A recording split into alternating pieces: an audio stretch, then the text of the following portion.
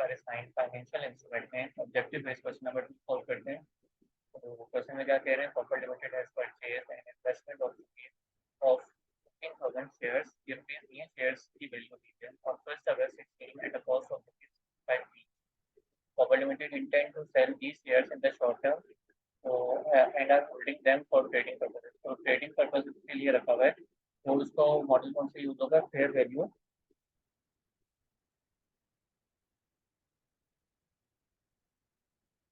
तो profit and loss वाला model इसमें यूज हो जाएगा।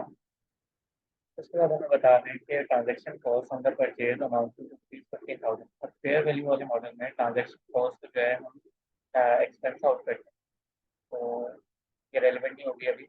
As at the year end 30th September 16, these shares are now worth ₹77.5 each. तो अगर मैं यहाँ पे बात करूँ कि 1 अगस्त 16 को जो उन्हें, अगर मैं यहाँ लिख लूँ face value shares, face value जो है वो बताई गई तो समय 15,000 शेयर्स थे और हर एक शेयर की वैल्यू थी 65 each। तो 15,000 into 65 करेंगे तो यहाँ पर फेस वैल्यू। अब इसमें मैं ट्रांजेक्शन कॉस्ट को जरूर ऐड करा था अगर फेयर वैल्यू को OCI वाला मॉडल होता है। यहाँ पे मॉडल कौन सा यूज हो रहा है, प्रॉफिट एंड लॉस वाला, तो यहाँ पे ट्रांजेक्शन कॉस्ट जो है वो एक्सपेंस आउट हो जाएगी। उसके बाद हम कह रहे हैं कि as at the year end 30th September 16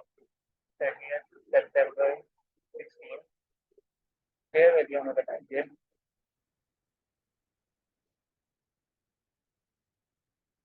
fair value कितनी हो गई, 30th September 16 पे फेयर वैल्यू होगी 77.5 each। तो 15,000 शेयर्स हैं इंटू 77.5 each, मल्टीप्लाई कराया तो 1162,500 आ गया। अब देखते हैं शेयर्स की वैल्यू 975,000 वाली शेयर्स जो है वो उठ के 1162.5 को चले गए, तो कितने से इंक्रीज हुआ, 187,500। तो क्योंकि फेयर वैल्यू तो प्रॉफिट एंड लॉस वाला मॉडल है, तो इसके गेन लॉस जो है वो दोनों चीजें प्रॉफिट एंड लॉस में जाएंगी।